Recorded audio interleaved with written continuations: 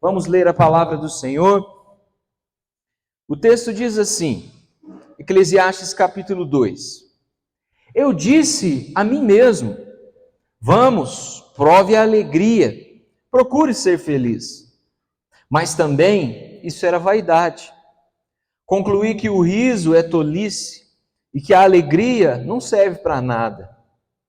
Resolvi no meu coração entregar-me ao vinho, sem deixar-me guiar pela sabedoria e de me apoderar da loucura, até descobrir o que de bom os filhos dos homens poderiam fazer debaixo do céu durante os poucos dias de sua vida. Empreendi grandes obras, construí casas e plantei vinhas para mim. Fiz jardins, pomares para mim, e neles plantei árvores frutíferas de toda a espécie. Fiz para mim tanques de águas, para com eles regar o bosque em que reverdeciam as árvores. Comprei escravos e escravas, e tive escravos que nasceram em minha casa. Também tive bois e ovelhas, mais do que tiveram todos os que viveram em Jerusalém antes de mim. Amontoei também para mim prata e ouro e tesouros de reis e de províncias. Provi-me de cantores e cantoras e das delícias dos filhos dos homens, mulheres e mais mulheres. Eu me tornei importante e superei todos os que viveram antes de mim em Jerusalém.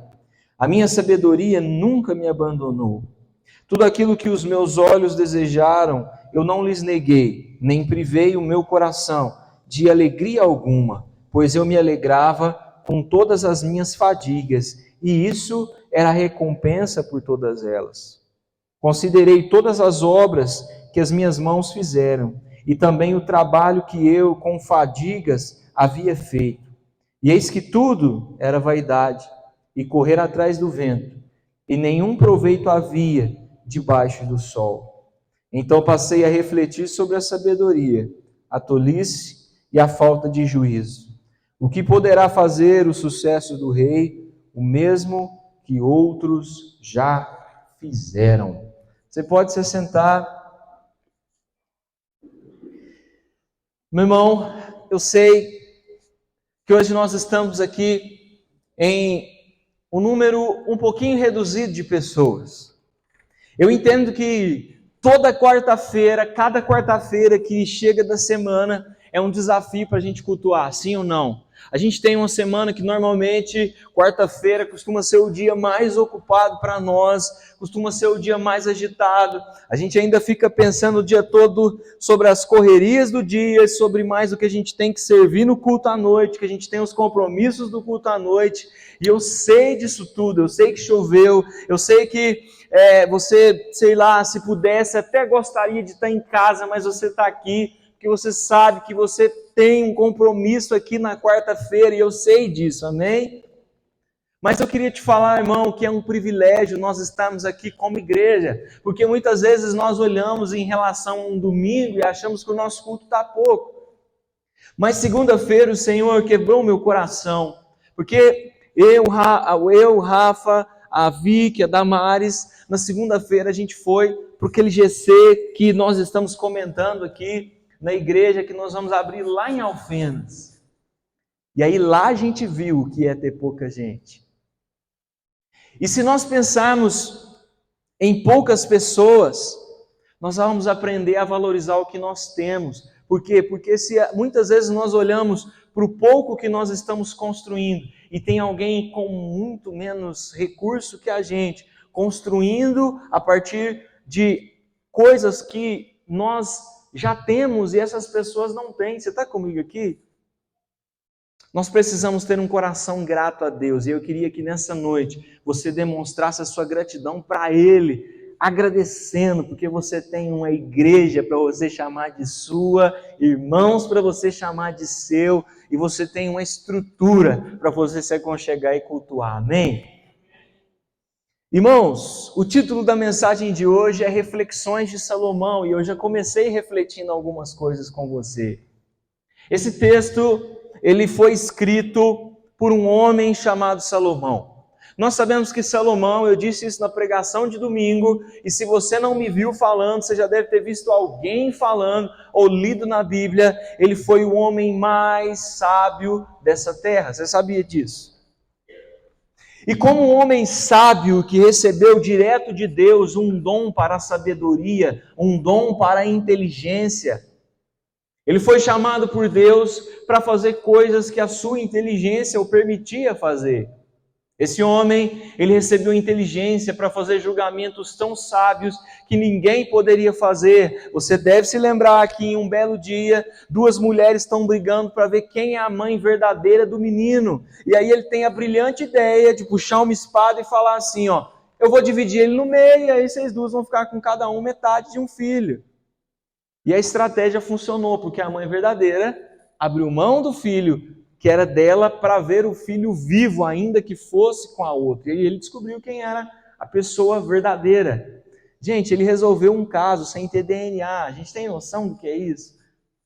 Foi um homem que venceu guerras pelo poder da inteligência. Foi um homem que resolveu problemas. Foi um homem que filosofou em um tempo em que a filosofia ainda era um abstrato de ciência que não existia. Entretanto, porém, todavia, ao nós lermos esse versículo, esses versículos que lemos, esse capítulo 2, nós perceberemos que apesar de ser um homem super culto, um homem super inteligente, um homem cheio de conhecimentos humanos, de ciências humanas, que talvez os filósofos demoraram anos depois para descobrir das coisas que ele já falava nos seus livros. Quando a gente lê o capítulo 2, além da gente notar isso tudo, a gente vê alguém que está atolado numa depressão profunda. Imagine o que ele diz no versículo 2. Eu descobri que o riso é tolice. Gente, que coisa mais boa é sorrir. Sorrir não é tolice, coisa nenhuma. Vira para o seu irmão, dá um sorriso para ele, fala, tá tão legal você aqui do meu lado. Ele diz que ser feliz é vaidade. Ele diz que sorrir e ter alegria não servem para nada. Gente, imagina se nós entrássemos no culto chorando. A gente sai chorando porque Deus está falando com a gente. Mas a gente entra no culto e a gente só consegue se alegrar porque desde a hora que começa o nosso culto já tem irmão sorrindo ali fora para nós.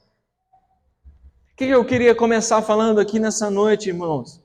Muitas vezes nós conhecemos muito, nós vemos como muitas vezes a Bíblia diz que as pessoas se deparavam com Jesus dizendo, antes eu o conhecia de ouvir falar, nós conhecemos da palavra de ouvir falar, nós temos o conhecimento de ouvir falar, nós conhecemos da Bíblia de ouvir falar, nós conhecemos do Deus que gera toda a alegria em nós de ouvir falar, mas nós ainda não o vemos, nós ainda não tocamos nesse Deus, nós ainda não experimentamos desse poder maravilhoso que é ter o poder de Deus operando em nossas vidas.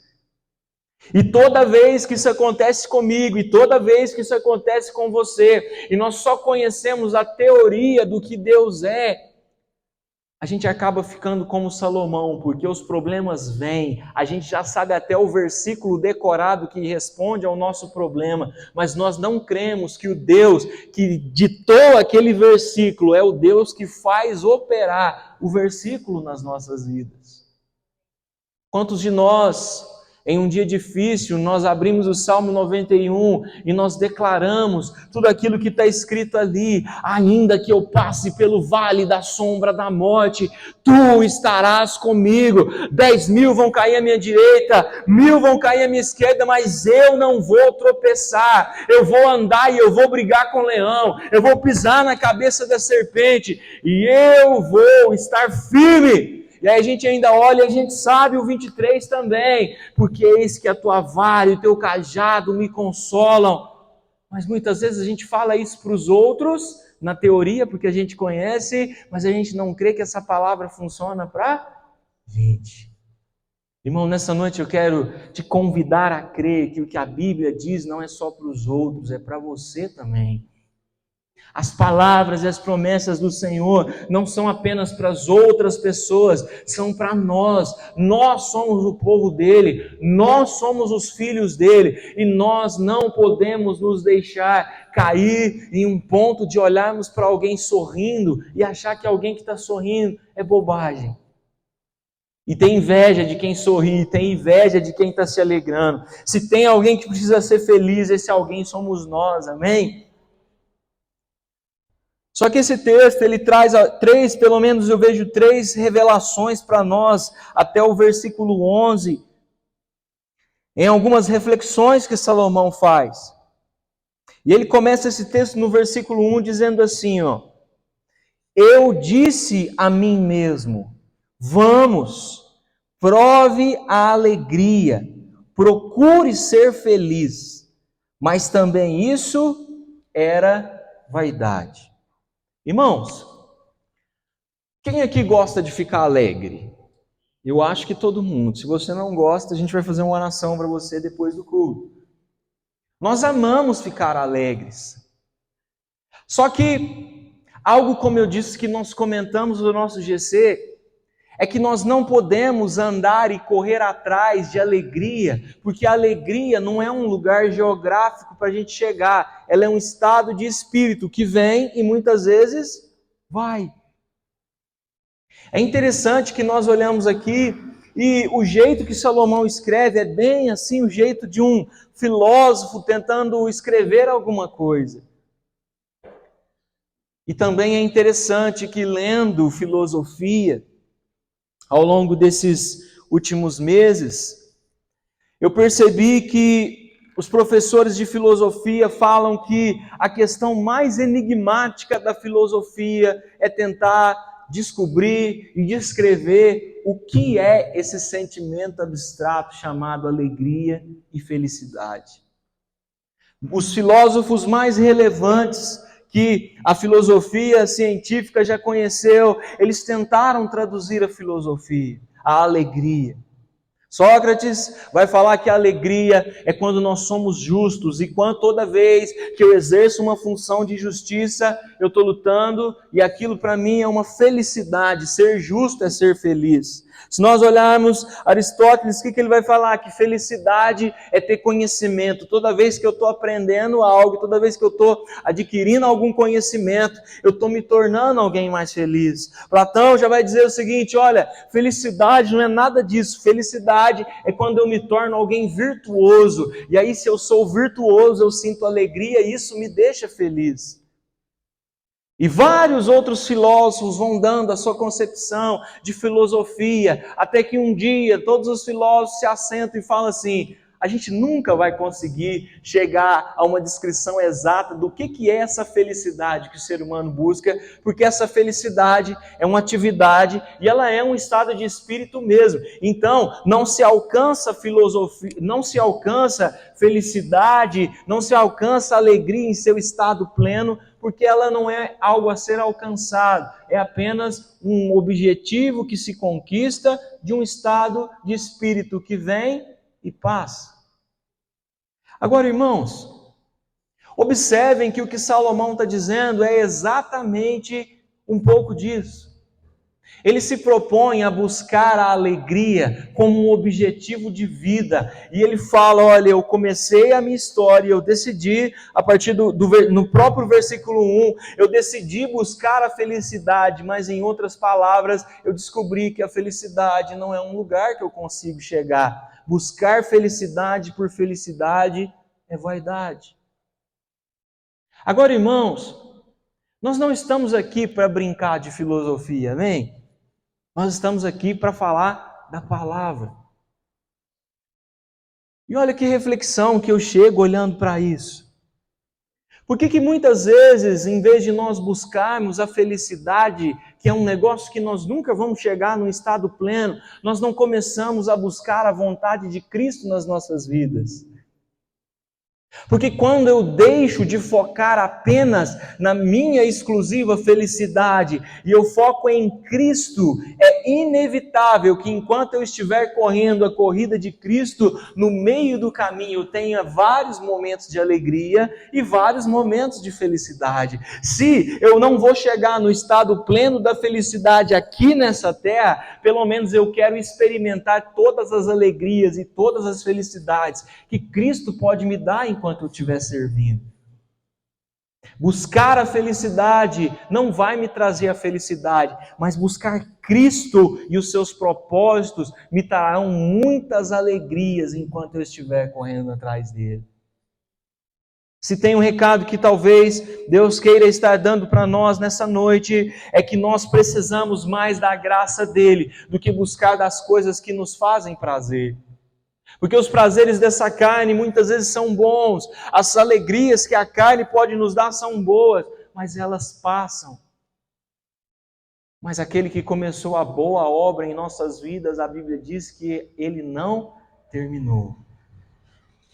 E eu prefiro ser como um vaso na mão de um oleiro, sendo constantemente construído, mas aprendendo e edificando com coisas que são eternas e que com certeza na eternidade serão melhores que as coisas que são apenas momentâneas. Sabe, eu disse isso domingo passado e eu quero voltar um pouquinho sobre isso. Talvez fazer as coisas que agradam a nossa carne são boas. Salomão bebeu, Salomão, ele se divertiu, Salomão fez um monte de coisa que qualquer pecador comum dessa terra gostaria muito de fazer.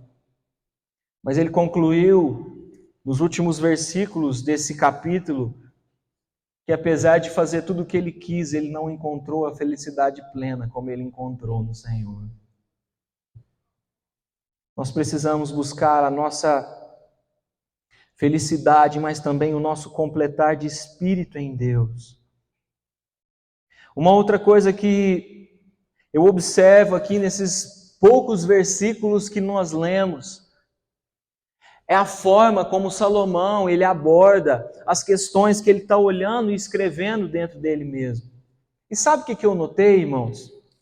A quantidade de vezes que Salomão, em 11 versículos, ele fala a seguinte frase: para mim, para mim, para mim, para mim, para mim.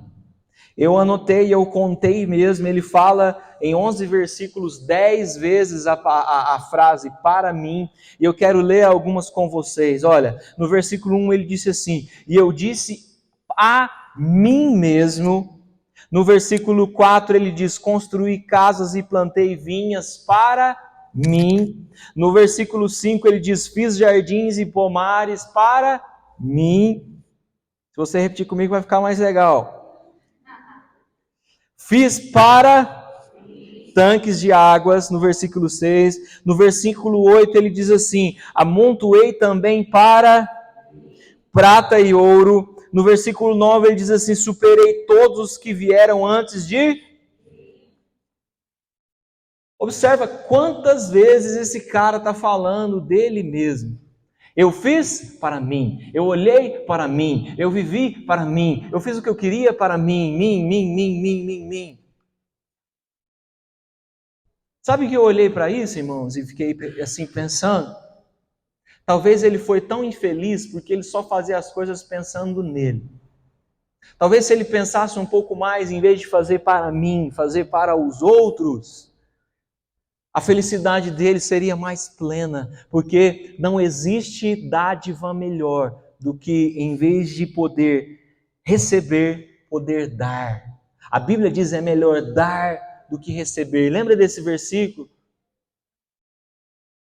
Ele fica todo o tempo falando para mim, para mim, para mim. Outra reflexão que eu fiquei pensando é: imagina se em vez de fazer para ele começasse a fazer para o Senhor, agradar ao Senhor, construir coisas para o Senhor. Sabe por quê? Dentro de nós, dentro de cada um de nós, existe um vazio, que ele é exatamente do tamanho de Deus. E quanto mais nós tentamos buscar coisas para nós, para preencher em nós, para agradar a nós mesmos, nós só estamos fazendo com que esse buraco aumente mais, porque esse buraco não tem que estar no para mim, mas para os outros e para aquele que tem o poder de fazer todas as coisas. Se nós queremos viver e refletir sobre algo que Salomão teve, talvez ele foi depressivo por olhar demais para o umbigo dele. E qual que é a dica para nós? Parar de pensar em nós mesmos e começar a pensar nos outros. Certa vez eu ouvi isso e eu achei muito interessante, eu acho que você vai concordar disso comigo. Irmãos, o que é melhor? Eu não sei se você já passou dificuldade na vida, mas eu já. Não vou nem pedir para você levantar a mão, de ter que receber uma cesta básica na sua casa.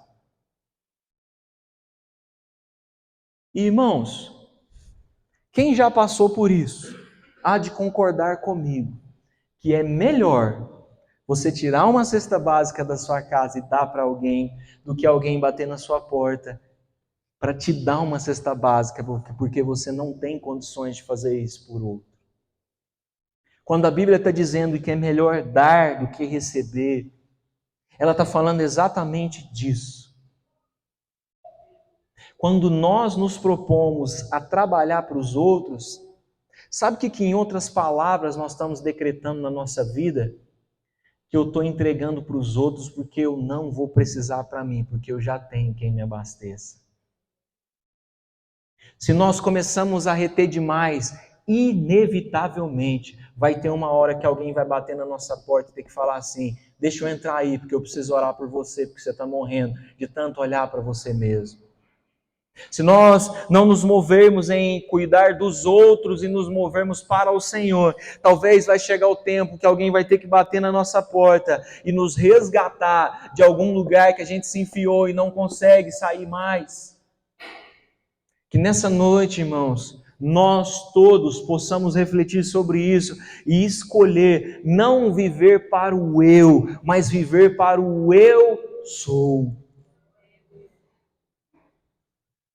Se nós pararmos de olhar para dentro e começarmos a olhar para fora, é natural que nós iremos enxergar horizontes mais longes, lugares melhores. E eu não sei você, mas quando eu estou caminhando, eu não fico olhando para trás, eu não fico olhando para mim mesmo, eu não fico olhando muito para os meus pés, eu prefiro olhar para frente, porque enquanto eu estou olhando para frente, além de eu ver os perigos, eu também estou vendo um horizonte maior do que os meus olhos poderiam ver.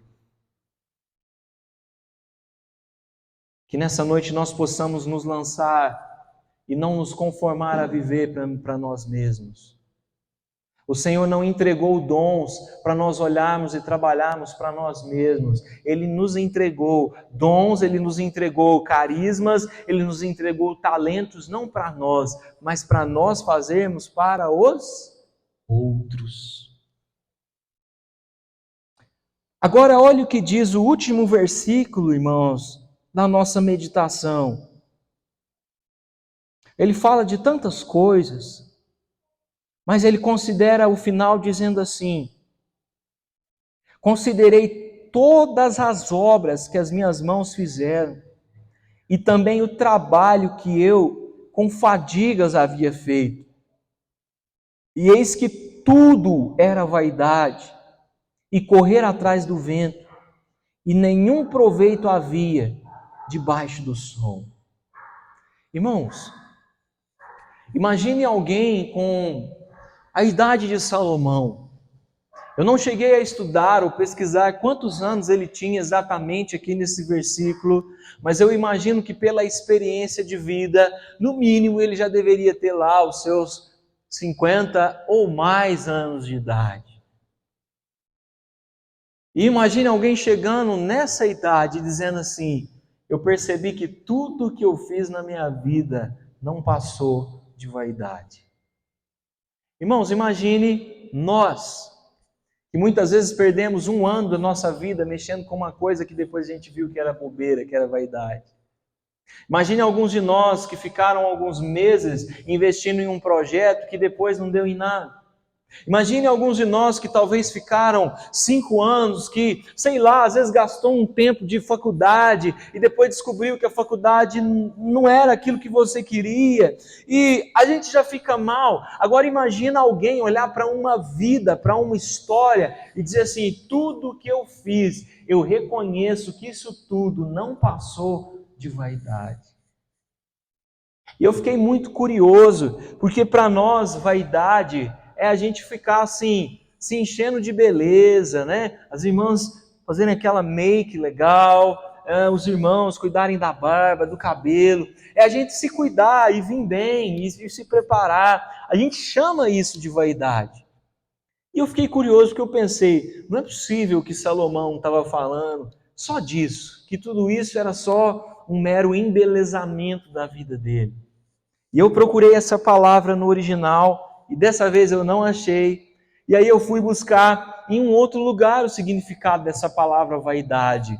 E a Bíblia, depois que ela é traduzida do original, no nosso caso do português, ela vem para um negócio chamado Vulgata Latina, que como o nome diz é latim, e do latim vem para o português.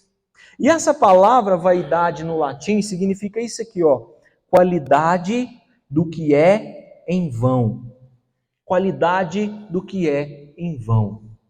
E o que é qualidade do que é em vão? Essa qualidade do que é em vão, talvez você vai lembrar se você pensar assim, ó. Eu sei que todo mundo aqui tem, e se você não tem, você vai estar mentindo agora. Você tem um talento que você tem, mas que ninguém sabe que você tem, porque esse talento não serve para nada. João, me dá um exemplo. Tá filmando, né? Quem de nós nunca chega no quarto quando não tem ninguém olhando e faz uma dancinha? Aquela dança é a dança mais linda do mundo. Eu sei que todo mundo tem aquela dança profissional que você faz, você e você no espelho. Só que o que acontece com aquela dança? Ela é uma qualidade em vão. Por quê? Você vai ter coragem de fazer aquela dança em público? Não, jamais. Você vai ter coragem de montar um ministério de coreografia e ajudar a Cat aqui no ministério? Não. O que é aquilo?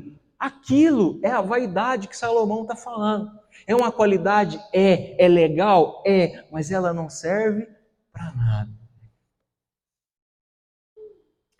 A vaidade, irmãos, ela nada mais é, no fundo, de nós, uma fragilidade que nós escondemos e que muitas vezes nós não queremos mostrar. E se for para mostrar essa qualidade que é em vão, é para alguém olhar e falar, é legal. Tanto é que você só faz essa dancinha na frente da sua esposa ou do seu esposo, que ele acha lindo.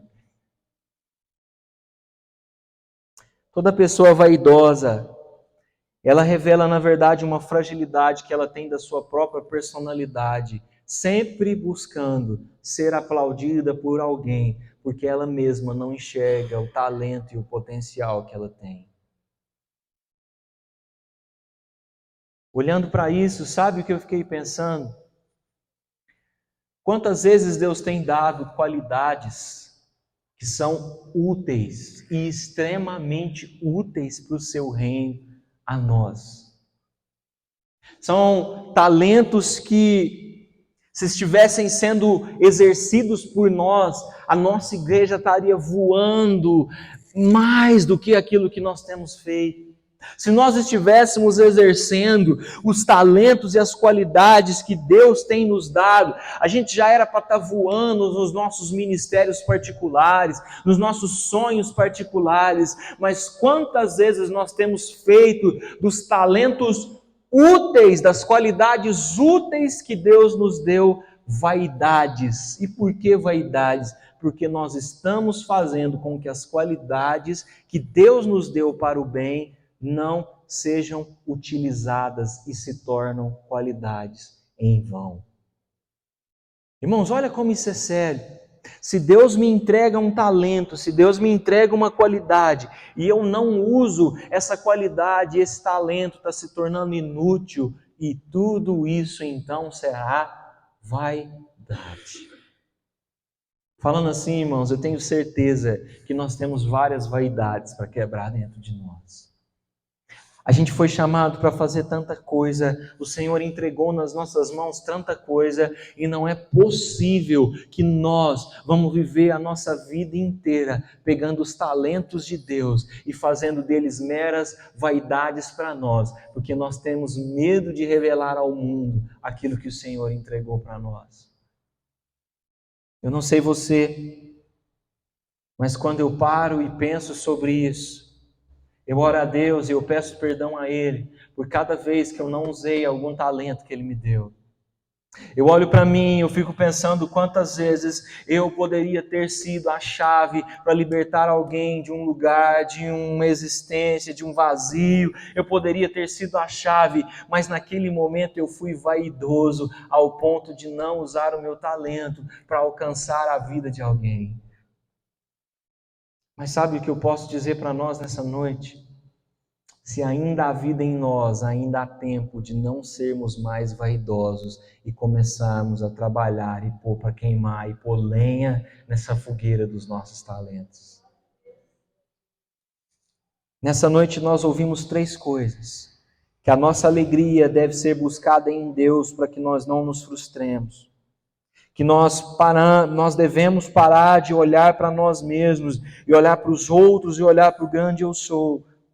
E em um terceiro plano, nós entendemos nessa noite que não podemos ser vaidosos ao ponto de sermos luxuosos, de não queremos dar os dons que Deus está nos dando. E fica uma grande pergunta para nós concluirmos a mensagem dessa noite. O que nós faremos diante dessas coisas? Nós continuaremos a buscar uma alegria vã? Nós continuaremos a olhar para os nossos próprios interesses? Nós continuaremos a nos esconder?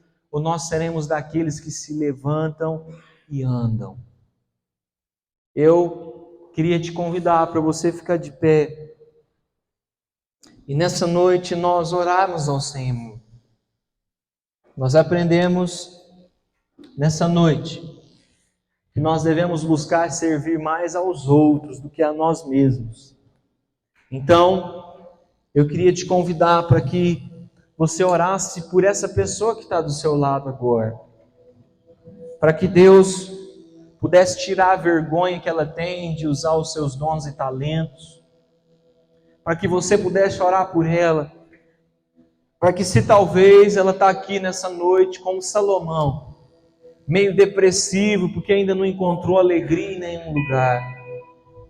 Talvez você vai orar por essa pessoa, e essa pessoa está tentando buscar a sua alegria em Jesus, mas ela está num tempo muito difícil, que nem mesmo buscando a Jesus, ela está conseguindo enxergar momento de alegria.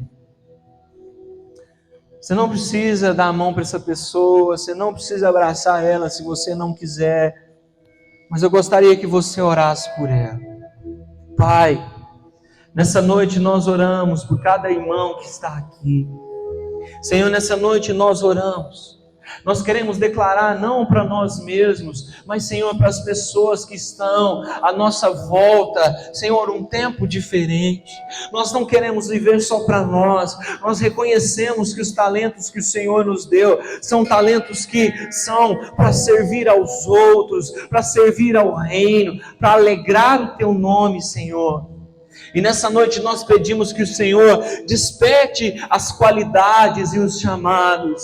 Nessa noite nós pedimos a Ti, Pai, que o Senhor coloque os corações para queimar mais uma vez.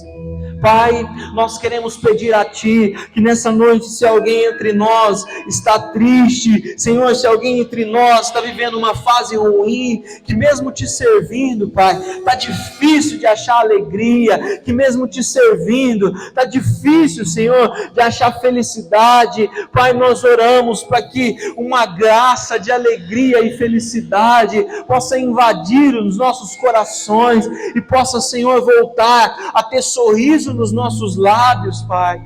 Senhor, se até agora nós estamos olhando demais para nós, pensando demais em nós, buscando as nossas próprias coisas, Pai, nos ajuda a ter um coração capaz de olhar para o outro, de queimar pelo outro, Pai.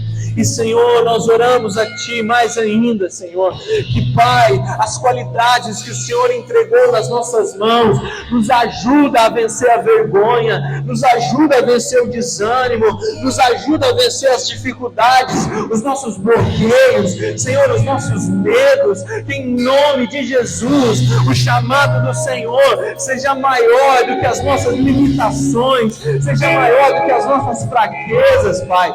Nós oramos a Ti em nome de Jesus, que o Teu Espírito Santo nos permita ser e chegar ao final da história dizendo que não foi vaidade a nossa vida, mas foi uma vida de propósito, de andar com o Senhor. Ao final da nossa vida nós olharmos e podemos dizer: eu vivi intensamente para o Senhor, eu vivi intensamente para o chamado que o Senhor entregou nas minhas mãos, eu vi felicidade nos meus dias, porque eu busquei a felicidade no lugar certo, que é Jesus.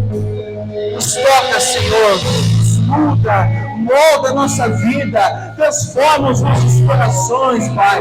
Nós queremos ser cheios do Teu Espírito, cheios do Teu Espírito, cheios do Seu Espírito, Pai. Nós te adoramos, Senhor.